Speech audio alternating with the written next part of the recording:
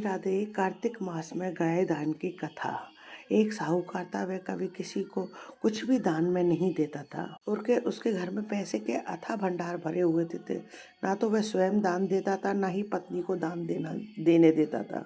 उसकी पत्नी बहुत धार्मिक प्रवृत्ति की थी। वह पूजा पाठ व्रत आदि किया करती थी। तो सेठ जो है उसी से चिढ़ता था, ये क्यों करती है। और पत्नी जो है अपने पति से छुपा करके फिर भी दान पुण्य किया करती थी। तो वह मंदिर जाती, वहाँ कथा कहानियाँ सुनती, पूजा पाठ करती। तो एक बार उसने कथा में सुना कि एक बार अपने जीवन में जो है गाय का दान अवश्य करना चाहिए। गाय का दान करने से जब आप मरते हैं तो आपको गाय मिलती है और वो आपको वैतरणी नदी पार कराती है। गाय की पूंछ पकड़ के आप बड़ी आसानी से जो है नदी को पार कर जाते हैं। मरने के बाद व्यक्ति जो है यमलोक जाता है, लेकिन गाय की पूंछ पकड़ कर वह वैकुंठ लोक को जाता है। और गाय में 33 कोटि देवी देवताओं का वास होता है। इसलिए मनुष्य को जब तक जिए वह गाय की सेवा करे और गाय दान करे। तो मरने के बाद गाय सीधा जो है वैकुंठ लोक को ले जाती है। अब सेठानी बहुत परेशान थी। वो सोचने लगी गाय कैसे दान करे, क्योंकि सेठ जी तो गाय दान नहीं करने देंगे। तो उसने पंडित जी से पूछा, पंडित जी अगर सचमुच की गाय दान नहीं कर सकते तो किस प्रकार की गाय दान कर सकते हैं, कैसे दान कर सकते हैं। पंडित जी से पूछा, पंडित जी किस प्रकार की गाय दान कर सकते हैं। तब पंडित जी ने बताया कि सोने चांदी की गाय जो है आप दान कर सकते हैं। लेकिन वह उसने पंडित जी से कहा, पंडित जी ऐसा हो सकता है कि क्या सेठ जी को पता नहीं चले और हम गाय दान कर दें। तो उसने गाय दान करने का मन ही मन प्रण किया और 2 गाय बनवाने की सोची, एक पंडित जी के लिए और एक स्वयं के लिए।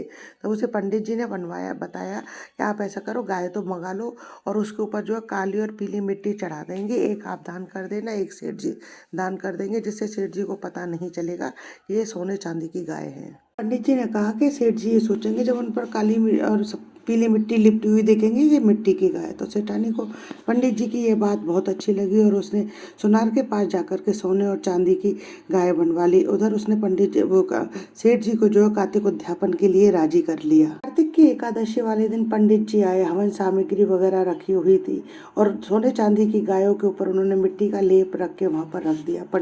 सेठ जी जो है बहुत खुश हुए। सेठ जी को क्या पता था कि वो सोने चांदी की गाय और पूजा की थाली में रख दी। तो उन्होंने खूब अच्छे से विधि विधान से पूजा पाठ करी और गाय दान कर दी। अब उद्यापन सब पूर्ण करने के कुछ समय के बाद में सेठ सेठानी जो है दोनों जने मर गए।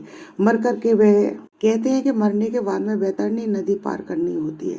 अब सेठ जी सेठानी जी मर गए, वहां पर वैतरणी नदी पर उनके पास पीली और काली गाय आकर के खड़ी हो गई। दोनों जनों ने जो है गाय की पूंछ पकड़ करके वैतरणी नदी पार कर ली और वहां वैकुंठ पहुंच गए। जब सेठ जी ने सेठानी से पूछा कि मैंने तो जो है कभी गाय दान नहीं करी, हमने तो, और फिर हमें यहाँ पर गाय कैसे मिल गई। तब सेठानी बोली, आपने बहुत धन जोड़ा, कुछ भी दान पुण्य नहीं किया। सेठानी बोली, जो करते हैं वही मिलता है। पर सेठ जी बोले, हमने तो कभी गाय दान नहीं करी। तब सेठानी बोली, हमने कार्तिक शुक्ल पक्ष की एकादशी वाले दिन 2 गाय दान करी थी, एक काली मिट्टी की और एक पीली मिट्टी की। दान पुण्य करना पसंद नहीं था तो जो है मैंने उन पर मिट्टी चढ़ा करके उनको दान करा दिया। अब सेठ जी सेठानी की बात सुन करके बहुत प्रसन्न हुए और बोले, सेठानी तुमने बहुत अच्छा किया, तुम बहुत समझदार हो। गाय दान कर दी, उसी से हमने वैतरणी पार कर ली। नहीं तो अगर तुम गाय दान नहीं करती तो हम कैसे वैतरणी नदी को पार करते। सेठानी तुम बहुत समझदार हो। अब सेठ जी जो है पछताने लगे कि मैंने मेरी पूरी जिंदगी में जो है कभी दान पुण्य नहीं किया, कभी कोई अच्छा काम नहीं किया। को अपने जीवन काल में कुछ ना कुछ दान पुण्य करना चाहिए। गाय की सेवा, गौ का चारा आदि, जो कुछ भी आपकी सामर्थ्य हो, सामर्थ्य के अनुसार मनुष्य को दान पुण्य अवश्य ही करते रहना चाहिए। सेवा, गौ चारा, दीन दुखियों की सेवा आदि जो है कुछ ना कुछ करते रहना चाहिए। जिस प्रकार सेठानी ने गाय दान करके गाय माता ने सेठ सेठानी को पार उतारा, उसी प्रकार हे गाय माता, वाले सुनने वाले हुकारा भरने वाले सबकी रक्षा करना। हे गाय माता सबकी रक्षा करना। गणेश जी की कहानी। एक मैया बेटा थे, तो बेटा बोला, मैया मेरे को भूख ज्यादा लगती है, मेरे को तो 2 लड्डू बना करके दे दिया कर। मैया उसे रोजाना 2 लड्डू बना करके दे देती। वे गणेश जी के मंदिर में पहुंच जाता और गणेश जी के पास बैठ करके कहता, एक तुझको, एक मुझको, एक तुझको और एक मुझको। एक दिन गणेश जी महाराज उसकी भक्ति भाव देख करके प्रसन्न हो गए और उससे बोले कि बेटा कुछ मांग ले, मैं तुझको कुछ देना चाहता हूँ। तो वो बोला, मेरे को तो कुछ मांगना नहीं आता, क्या मैं तेरे पर टूटना उसने घर कहा ऐसा करना, अपनी माँ से जाके पूछना। तो वो घर गया, वो घर पर माँ बोली बेटा मेरे को भी मांगना नहीं आता। अब दूसरे दिन वापस मंदिर में आ गया।